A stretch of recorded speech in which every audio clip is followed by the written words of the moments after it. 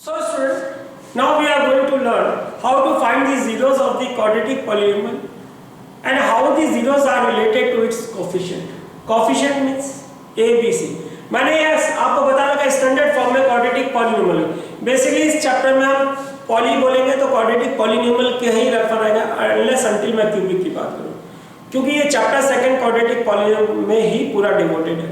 Okay, तो standard form of quadratic polynomial मैंने लिख रखा, this is standard form of quadratic polynomial. Okay, सारी थ्योरी यहीं से पढ़ी जाएगी स्टैंडर्ड फॉर्म। ओके, तो बोला था relationship between the zeros of the quadratic polynomial and it's coefficient. Coefficient का मतलब क्या होता है? सपोज मैंने एक एग्जांपल ये लिया होगा, तो यहाँ x² के साथ वाला टर्म जो 2 है वो x² का कोएफिशिएंट कहलाएगा, x के साथ वाला 7 है वो x का कोएफिशिएंट कहलाएगा और दिस इज कांस्टेंट। तो स्टैंडर्ड फॉर्म से कंपेयर करें तो a की वैल्यू हो जाएगी 2, b की वैल्यू हो जाएगी 7 और c की वैल्यू हो जाएगी 6। ओके, तो हम ये देखना चाह रहे हैं कि how the zeros are related to its coefficient. उससे पहले हम ये देखेंगे कि जीरोस फाइंड कैसे करते हैं। मैं वापस रिमाइंड कर रहा हूं, जीरोस फाइंड करेंगे तो यूजिंग फैक्टराइजेशन फाइंड करेंगे, और मिडिल टर्म स्प्लिट पे मेरा अलग से पूरा सेशन है, वीडियो है, लेक्चर है, आप उसको गो थ्रू हो जाइएगा, आपकी स्प्लिटिंग इंप्रूव हो जाएगी। बेटा बहुत डिफरेंट वे में मैंने समझाने की कोशिश की, कोई बात नहीं। अभी ये हमें पता लग गया कि zeros are related to factor. पिछले सेशन में देखा फैक्टर निकालेंगे, इसको इक्वेट टू जीरो कर देंगे। तो एक बार रिकैप कर लेते हैं। चलिए, ये क्वाड्रेटिक पॉलिनोमियल है, मेरे को इसके जीरोस निकालने हैं और उन जीरोस को relate, how the zeros are related with this coefficient. इस हेडिंग का मतलब ये कोएफिशिएंट का मतलब A, B, C। तो पहला है कि जीरोस कैसे निकालें। अब क्वाड्रेटिक पॉलिनोमियल का जीरोस निकालना, तो basically one of the method is middle term split. तो इसका स्प्लिट क्या बनेगा? 2 into 6 12 होगा। ओके, प्लस का केस है, जैसे मैंने वीडियो सेशन बनाया 12 के फैक्टर्स करेंगे और उस फैक्टर्स को इसके अकॉर्डिंग इस 7 को स्प्लिट करेंगे using the factor of 12। 2 into 6 12 के फैक्टर को यूज करके 7 को स्प्लिट करेंगे। कैसे स्प्लिट करेंगे? क्योंकि प्लस का केस है, जैसे मैंने वीडियो लेक्चर में बात की, 2 का फैक्टर 12 का फैक्टर निकालेंगे 2 और 6 आएगा, 6 plus 2, क्योंकि प्लस का केस है, प्लस करके देंगे, 6 plus 2 is 8, 7 चलिए एक बार और निकालें फैक्टर 3, तो यहाँ पे दो फैक्टर हो गए 4 plus 3 7, हमें मिल गया मिडिल टर्म स्प्लिट। तो इसका 7 का स्प्लिट होगा 4 plus 3, प्लस का केस है 2x square 4x plus 3x plus 6, bracket खोल दें 2x square 4x plus 3x plus 6, यहाँ से 2x कॉमन निकल जाएगा। ओके, x plus 2, यहाँ से 3 कॉमन निकल जाएगा, x plus 2। अब x plus 2 कॉमन निकल गया, x plus 2 कॉमन निकल गया, तो अब बच गया आपका क्या 2x plus 3। तो आपने इस क्वाड्रेटिक पॉलिनोमियल को कन्वर्ट कर लिया उसके फैक्टर्स के फॉर्म में। फैक्टर्स के फॉर्म में मतलब फॉर्म मल्टीपल, इनको मल्टीप्लाई करेंगे आपको ये मिल जाएगा। तो पहला स्टेप तो यही, जो भी क्वाड्रेटिक पॉलिनोमियल दिया उसके फैक्टर्स निकालेंगे, और क्वाड्रेटिक पॉलिनोमियल है तो उसके दो फैक्टर्स होंगे किसी भी केस में। Okay, now put that equals to 0 for zeros. क्या करेंगे इसके बाद? फॉर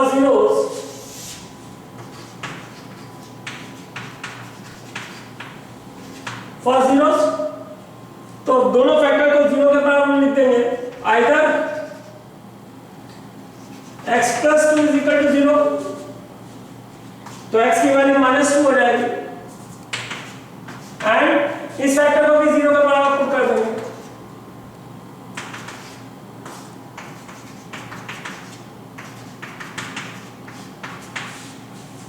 तो ये दो x की दो वैल्यूज निकली है, जो इसमें पुट करूंगा तो क्वाड्रेटिक की वैल्यू, क्वाड्रेटिक पॉलिनोमियल की वैल्यू 0 होगी। आप पुट करके देख लेना, मैं ऑलरेडी पुट कर देता हूं, -2 का स्क्वायर 4, 2 into 2 2 into 4 8। ओके, और यहाँ कितना बनेगा? 8 आ गया, -2 into 7 माइनस का 14 एंड प्लस का 6, तो 8 plus 6 14 minus 14 0। तो ये अगर है, ये x की ऐसी वैल्यूज है जो इस क्वाड्रेटिक पॉलिनोमियल में वेरिएबल की जगह पुट करूंगा तो इसकी वैल्यू 0 हो जाएगी। And zeros of the quadratic polynomial, quadratic means power 2 का है तो उसके दो जीरोस होंगे, दोनों निकल गए। And zeros of the quadratic polynomial are denoted by using symbol alpha and beta. Therefore I am going to write the zeros are, the zeros are alpha is equal to -2 and beta is equal to -3।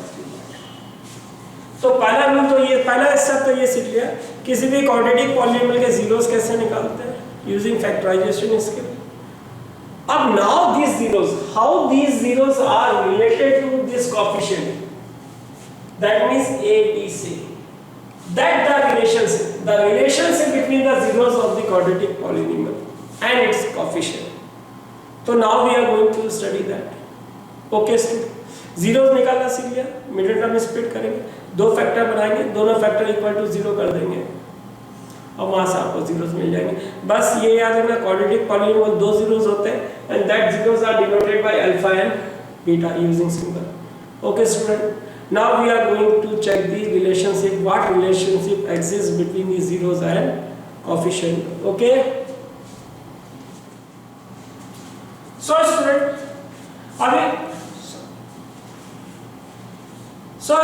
अभी अपनी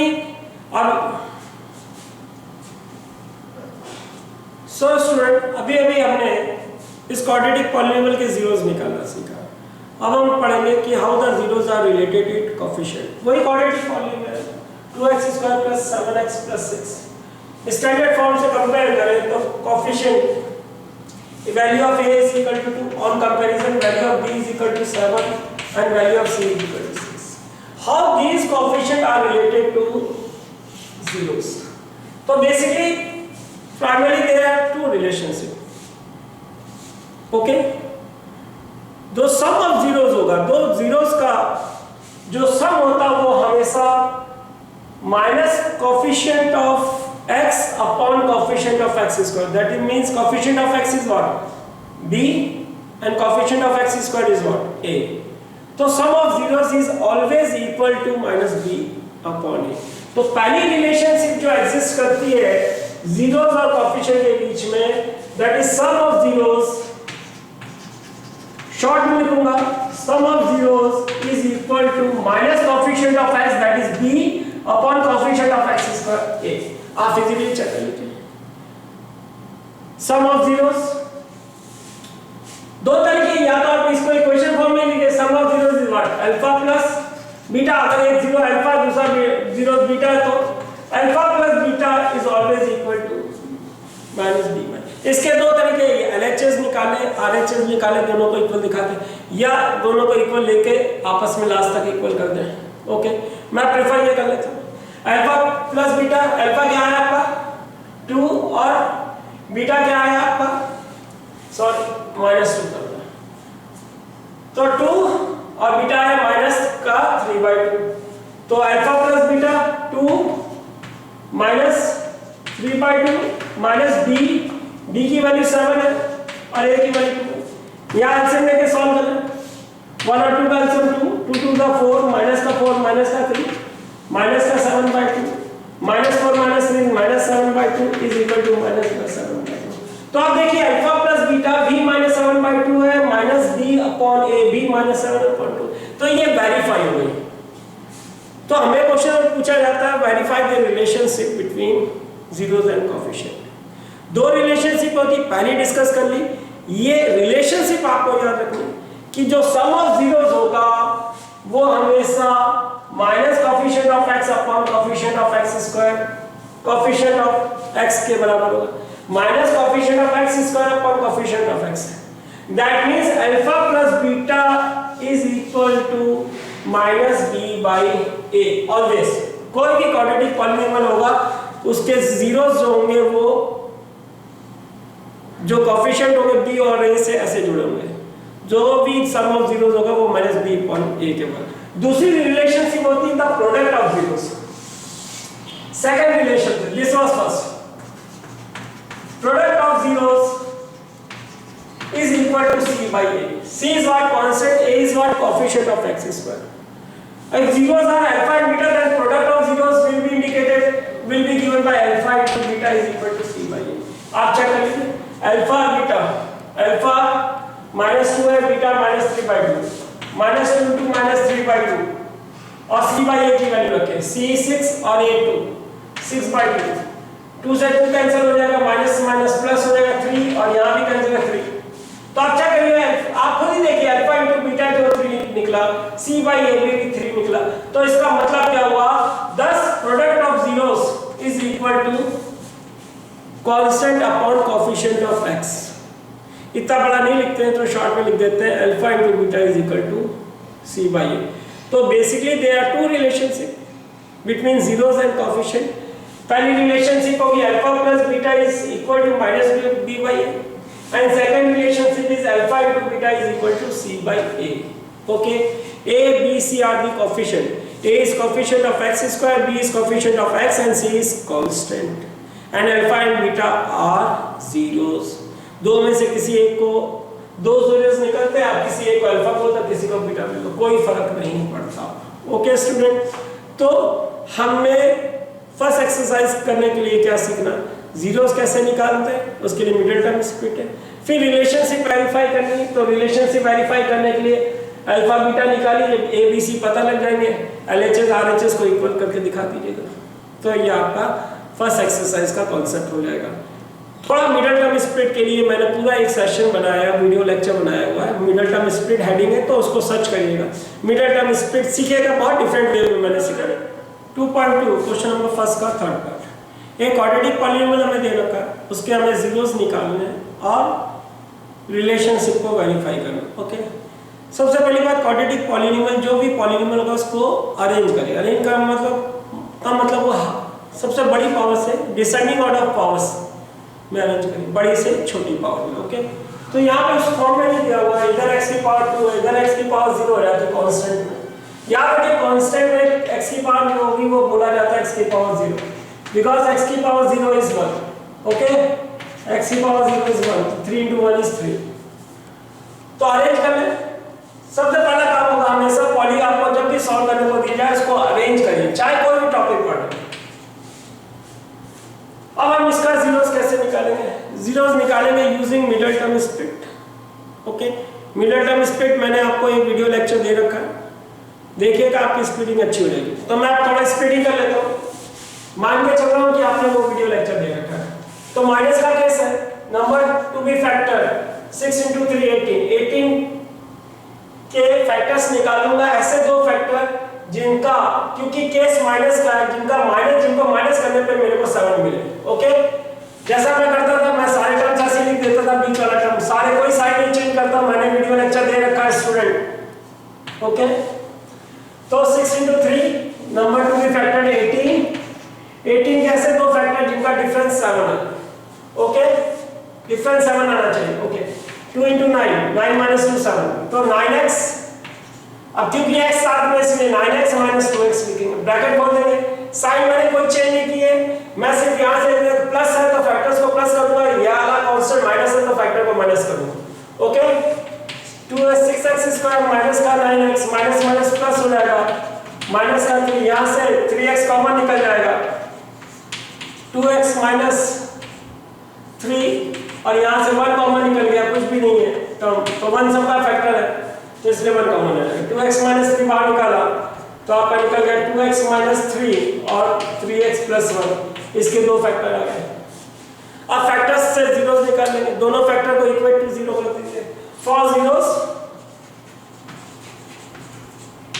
2x minus 3 is equal to 0, तो x की value निकल जाएगी 3/2 और 3x plus 1 is equal to 0, तो x की value निकलेगी -1/3। और आपको बोला था क्वाड्रेटिक पॉलीनोमियल के zeros are indicated by alpha by beta, तो अल्फा की वैल्यू 3/2 हो जाएगी and beta is equal to 1/3। तो ये पहला पार्ट हो गया कि हमने जीरोस निकाल लिया। अब जीरोस को हम वेरीफाई करेंगे, हाउ दी जीरोस आर, वो रिलेशनशिप वेरीफाई करेंगे। Zeros are related with coefficient of x's को, कोएफिशिएंट्स क्वाड्रेटिक है तो कोएफिशिएंट क्या होंगे, स्टैंडर्ड फॉर्म से कंपेयर करें। अगर स्टैंडर्ड फॉर्म से कंपेयर करें, स्टैंडर्ड फॉर्म क्या क्वाड्रेटिक पॉलीनोमियल का, स्टैंडर्ड फॉर्म में px is equal to ax square bx plus c। a की वैल्यू 6, b की वैल्यू -7 एंड c की वैल्यू इज -3। नाउ हाउ वो रिलेशनशिप वेरीफाई करनी है? We have to verify the relationship. And what are relationship? Sum of zeros is equal to -b by a। Verify तो क्या कर लेते हैं? पहली रिलेशनशिप है sum of zeros is equal to -b by a। Sum of zeros means alpha plus beta. आप दोनों side value put कर लीजिए। LHS अगर RHS इक्वल रहेगी तो वेरीफाई होगी, नहीं इक्वल आती है तो वेरीफाई नहीं होगी। पर इस केस में आएगी इक्वल, क्योंकि ये रिलेशनशिप एग्जिस्ट करती है। Alpha plus beta, alpha 3/2 and beta is -1/3। Okay, -b आपका निकला minus and b is what -7 and a is what 6। तो पहला RHS देखिए माइनस माइनस प्लस 7/6। अब इसका एलसीएम ले लेते हैं, लेफ्ट हैंड को सॉल्व कर लेते हैं। 3 और 2 का एलसीएम 6, 3 3 is 9। ओके, 6 3 से divide 2 that is -2, sorry 9, and 9 minus 2 is 7/6 is equal to 7/6। That is LHS is equal to RHS। ये relationship verify. Sum of zeros is equal to -b by a। Second relationship क्या थी हमारी? Product of zeros।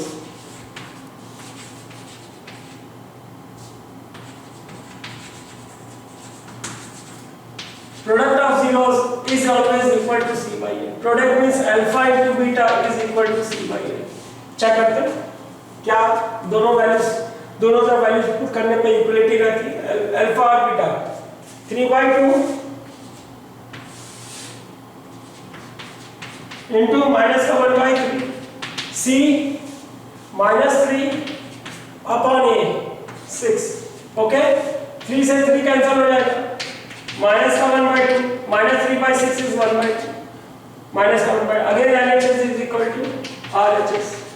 thus product of zeros is equal to c by a and sum of zeros is equal to -b by a।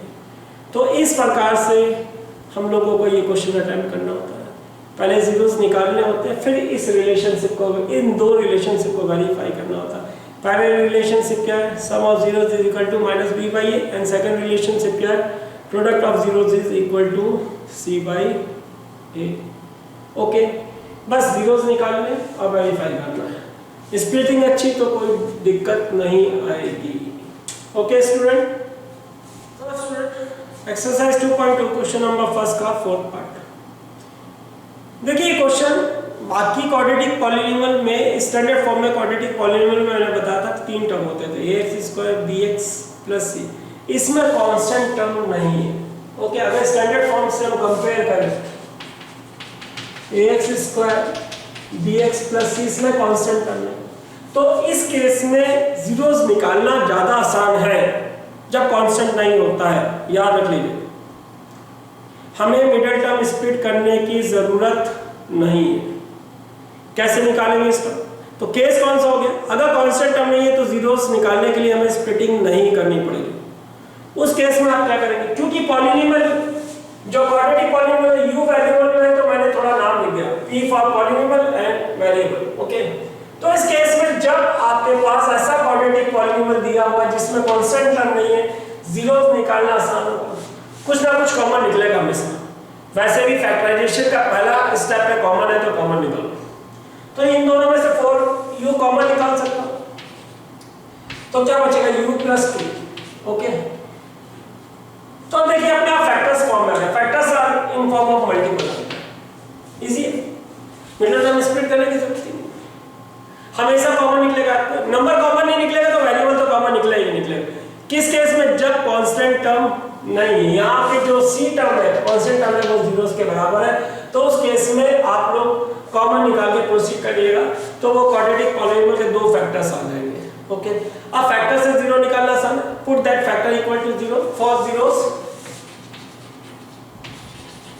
4u is equal to 0, that is u is equal to 0 by 4 and 0 divided by any number other than 0 is 0. तो u की value 0 हो गई and जब इसको zero करेंगे u plus 2 is equal to 0 ये वहां आ जाएगा प्लस माइनस में तो साइड चेंज होगी साइन चेंज होगी u is equal to -2 10 zeros are 10 alpha is equal to 0 and beta is equal to -2 तो दो zeros निकल गए। अब सेकंड पार्ट होता तो इजी है ऐसे क्वाड्रेटिक पॉलिनोमियल जिसमें कांस्टेंट टर्म नहीं होता तो हमेशा कॉमन निकाल के 0 निकाल लिया करो मिडिल टर्म स्प्लिट करने की कोई जरूरत नहीं है ओके। अब वो वेरीफाई करेंगे तो स्टैंडर्ड फॉर्म से कंपेयर करके कोएफिशिएंट पता कर लेते हैं a हो गया 4 b हो गया 8 एंड c इज 0 तो रिलेशनशिप क्या है फर्स्ट रिलेशनशिप क्या है alpha plus beta is equal to minus b by a तो first relationship sum of zeros is equal to minus b by a sum of zeros that is alpha plus beta is equal to minus b by a alpha plus beta alpha and beta are तो 0 plus -2 beta की value -2 थी okay b आपका 8 है और a 4 है 0 -2 basically it is 0 -2 that is -2 is equal to -2 that is LHS is equal to RHS हमेशा ये equally आएगा अगर नहीं आया तो आपने कुछ गलत किया घोटाला किया होगा okay. Second product of zeros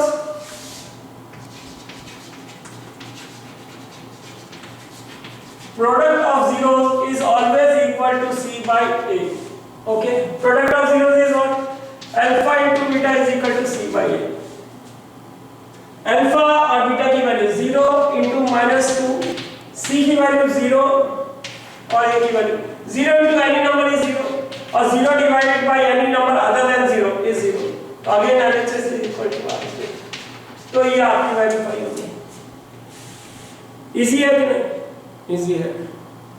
तो एक क्वेश्चन दे रहा हूं आप इस क्वेश्चन का ट्राई करिएगा यही polynomial in the x variable दे रहा हूं दैट इज 3x² -1 इनके जीरोस निकालिएगा और वेरीफाई करके देखिए नहीं सॉरी 3x² -12x क्योंकि हम केस डिस्कस कर रहे हैं when constant is equal to 0 common निकालिए देखिए 3x कॉमन है तो ऐसे क्वाड्रेटिक पॉलिनोमियल जिसमें कांस्टेंट टर्म 0 होता है कॉमन निकाल के फैक्टर किया जा सकता है फैक्टर आने के बाद उन फैक्टर को इक्वल टू 0 कर लीजिएगा तो आपके जीरोस निकल जाएंगे फिर तो वो रिलेशनशिप वेरीफाई करने वाली है इजी है टॉपिक ओके स्टूडेंट।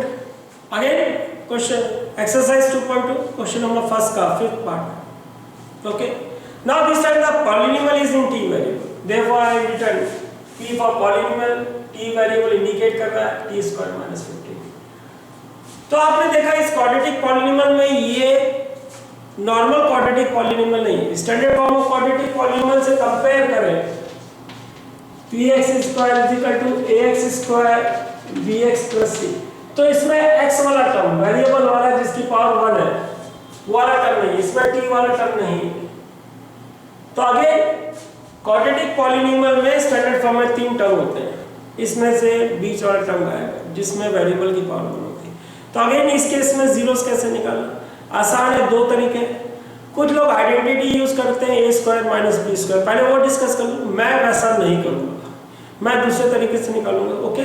आइडेंटिटी का मतलब क्या फैक्टर्स करना होता है factors can be done by using algebraic identity तो कुछ लोग ऐसे करते हैं t² और 15 को लिख सकते हैं √15 का स्क्वायर सोच के देखिए √15 का स्क्वायर मतलब √15 * √15 √15 is 15 तो 15 को लिख सकता है √15 * √15 दैट इज √15 का स्क्वायर फिर आइडेंटिटी लगा लेते हैं a + b a - b t + √15 and t - √15 okay. अब ये दो फैक्टर्स आ गए दो फैक्टर इक्वल टू 0 कर दें फॉर जीरोस लिख के for zeros t + √15 is equal to 0 and second t - √15 is equal to 0 जब आपने इसको किया तो t is equal to minus का √15 आ गया जब इसको लिया तो t is equal to plus का √15 तो दो जीरोस निकले alpha is equal to -√15 and beta is equal to plus का √15 एक तो तरीका ये यूजिंग अलजेब्रिक आइडेंटिटीज। किस केस में? जब क्वाड्रेटिक पॉलीनोमियल में डिग्री 1 वाला टर्म नहीं होगा। स्टैंडर्ड फॉर्म में बात करें, जब वैल्यू b की 0 हो जाए तो उस केस में हम लोग आइडेंटिटी को यूज करके निकाल सकते हैं जीरोस, पर मैं ऐसा नहीं करूँगा, मैं इसका दूसरा कॉन्सेप्ट लेता हूँ। ओके, कुछ टीचर्स ऐसे कराते हैं, आप दोनों मेथड समझ लीजिए, फिर जैसा आपका टीचर बोले दोनों ही सही है अपनी जगह। ओके स्टूडेंट, मैं कैसे करता हूँ इस क्वेश्चन को वो देखिए। मैं करता हूँ क्या, इस केस में डायरेक्ट इक्वल टू 0 कर देता। फॉर जीरोस निकाल लें, इस पॉली को डायरेक्ट जीरोस के बराबर लिख दूंगा। तो फॉर जीरोस तो t square minus 15 is equal to 0, 15 वहां जाएगा, t square is equal to 15 plus का हो जाएगा, स्क्वायर हटेगा तो स्क्वायर रूट आएगा रूट 15। अभी तक आप लोगों ने ऐसे पढ़ रखा था। अब एक नई चीज पढ़ेंगे, साथ में प्लस माइनस भी आएगा। अब कुछ स्टूडेंट बोलते सर प्लस माइनस क्यों आएगा? क्योंकि t स्क्वायर 15 है, तो अगर t प्लस का 15 है, रूट 15 है, स्क्वायर करूंगा तब भी t 15 मिलेगा। अगर t मेरा माइनस का रूट 15 है तो स्क्वायर करूंगा t स्क्वायर तब भी मेरा 15 मिलेगा। तो इन दोनों केस में चाहे t की वैल्यू प्लस की है चाहे माइनस की, स्क्वायर करने पे वो प्लस हो जाएगा तो t की वैल्यू 15 मिलेगी। तो आगे से जब भी आप वेरिएबल को डील कर रहे हैं, वेरिएबल की वैल्यू निकाल रहे हो स्क्वायर रूट ले रहे हैं, वेरिएबल की वैल्यू निकाल रहे हो स्क्वायर रूट ले रहे हैं, साथ में प्लस माइनस आएगा। फॉर एग्जांपल डिस्कस कर लेते हैं, x square is equal to 4, तो x इज इक्वल टू 2 नहीं होगा, 2 नहीं होगा, वो प्लस का भी 2 हो सकता है और माइनस का भी 2 होगा, क्योंकि दोनों केस में जब स्क्वायर करूंगा तो वो 4 आएगा। बस एक ये नई चीज है, फिर आप यूज हो जाएंगे। तो आगे से जब भी वेरिएबल्स की वैल्यू के लिए स्क्वायर रूट ले रहे हैं, वेरिएबल का square is equal to something है, तो आपने स्क्वायर रूट लिया है तो वेरिएबल तो साइड में प्लस और माइनस का आएगा। क्यों? क्योंकि वो x प्लस का भी हो सकता था और माइनस का होगा। स्क्वायर करेंगे तो साइन हट जाता तो प्लस का ही आएगा। तो मेरा तरीका ये रहेगा, t square minus 15 is equal to 0, t square is equal to 15, t की वैल्यू निकाली तो प्लस माइनस 15। ओके, तो दो वैल्यू निकली, t is equal to plus 15 root and t is equal to minus 15 का root. Okay, तो as zeros are indicated by alpha root 15 and another zero minus root 15. तो ये पहला पार्ट हो गया। ये एग्जांपल ध्यान रखिएगा। Okay, plus minus. ओके, जब भी variable square is equal to something होगा तो स्क्वायर हटेगा तो उधर साथ में प्लस माइनस आएगा, ऐसे मेमोरी में डालना। अब आता है सेकंड फेज की वेरीफाई करना रिलेशनशिप। स्टैंडर्ड फॉर्म से कंपेयर करें, x स्क्वायर के साथ कोएफिशिएंट, मतलब यहाँ पे t है, इसका कोएफिशिएंट 1 है तो a की वैल्यू 1 होगी। b वाला टर्म, t वाला टर्म नहीं है तो b की वैल्यू 0 हो गई और c माइनस का 15 है। तो पहली रिलेशनशिप क्या है? Sum of zeros is equal to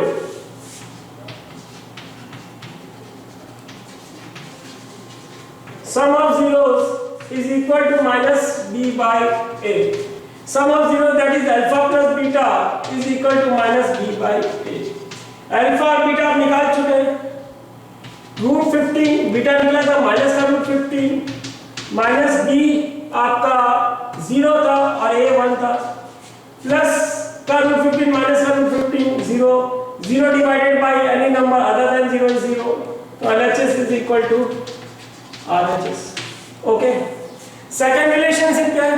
product of zeros is equal to c by a. तो सेकंड रिलेशनशिप भी वेरीफाई कर लेते हैं। Product of zeros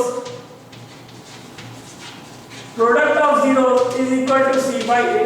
product means alpha into beta, okay, is equal to c by a. Alpha आपका निकला root 15, beta निकला minus root 15, c minus का root 15 a 1, तो रूट 15 इंटू रूट 15 हो जाएगा प्लस माइनस, माइनस आएगा minus 15 is equal to minus 15, again you get LHS is equal to RHS। तो हमने तीन डिफरेंट क्वाड्रेटिक पॉलीनोमियल में जीरोस निकालना लिखा है। एक ऐसा क्वाड्रेटिक पॉलिनोमियल जो तीनों टर्म थे, स्क्वायर वाला भी टर्म था, एक्स वाला भी टर्म था, कांस्टेंट भी टर्म था। फिर एक निकालना सीखा जिसमें स्क्वायर और एक्स वाला टर्म था। फिर एक में निकाला तीसरा केस में जिसमें स्क्वायर वाला टर्म और कांस्टेंट था। फॉर एग्जांपल एक दे रहा हूं, आप लोग इसकी प्रैक्टिस करिएगा। एक क्वाड्रेटिक एक ही क्वेश्चन में बात करते हैं। px स्क्वायर, px पॉलिनोमियल है, एक ले रहा हूं 3x स्क्वायर माइनस का 7x 6। ओके, इसमें तीनों टर्म है, ये भी हो सकता है 3x स्क्वायर माइनस का 7x, ये भी हो सकता है 3x स्क्वायर माइनस का 6। तो ये तीन डिफरेंट फॉर्म्स है क्वाड्रेटिक पॉलिनोमियल के, पर x स्क्वायर वाला टर्म हमेशा होगा। तो ये तीन फॉर्म्स आते हैं, तो आपको इस टॉपिक में कोई दिक्कत नहीं होगी। पहला वाला फॉर्म लंबा पड़ता है, लंबा क्या है, अगर आपकी मिडिल टर्म स्प्लिट अच्छी है तो वो भी इजी है। हालांकि इस टाइप के क्वेश्चन में नॉर्मल सी स्प्लिटिंग आती है जो 8th क्लास की है। तो आप डिफरेंस लाइए, तीन different types of quadratic polynomial हम लोग जीरोस निकाल रहे हैं और वो रिलेशनशिप वेरीफाई कर रहे हैं। ओके, पहले वाले में मिडिल टर्म स्प्लिट करेंगे, दूसरे वाले में कॉमन निकालेंगे। नंबर नहीं कॉमन निकलेगा तो वेरिएबल कॉमन निकल जाएगा। जैसे इस केस में 3 और 7 में से 3 नंबर कॉमन नहीं तो x कॉमन निकाल लीजिए। सेकंड केस में आपका 3 कॉमन निकला, फिर x स्क्वायर माइनस 2 फिर वो इक्वल टू 0 कर लीजिएगा। ओके, नहीं कॉमन निकाले तो थर्ड केस में डायरेक्ट इक्वल टू 0 करिएगा। जैसे यहाँ पे 3x square minus 6x equal to 0, x की वैल्यू निकाल लीजिएगा, x की वैल्यू। और जब भी x square is equal to something है तो x is equal to plus minus of root that. Okay student, क्योंकि वो x की वैल्यू प्लस x माइनस का है, प्लस का है, इसका स्क्वायर करने पे x स्क्वायर प्लस का ही बनेगा। लॉजिक ये है बेटा। ओके, तो थोड़ा सा मिडिल टर्म स्प्लिट वाला सेशन आपने नहीं दे रखा है तो एक बार मिडिल टर्म स्प्लिट चेक कर लीजिएगा, क्योंकि चैप्टर 2 से ही चैप्टर 4 जुड़ा हुआ है। क्वाड्रेटिक इक्वेशन, ये चैप्टर बेसिकली पॉलिनोमियल कम, ये क्वाड्रेटिक पॉलिनोमियल का चैप्टर है, वहाँ पढ़ेंगे क्वाड्रेटिक इक्वेशन पढ़ेंगे। ओके स्टूडेंट, अब इस पे वेरियस क्वेश्चन लेके प्रैक्टिस करिए। ओके।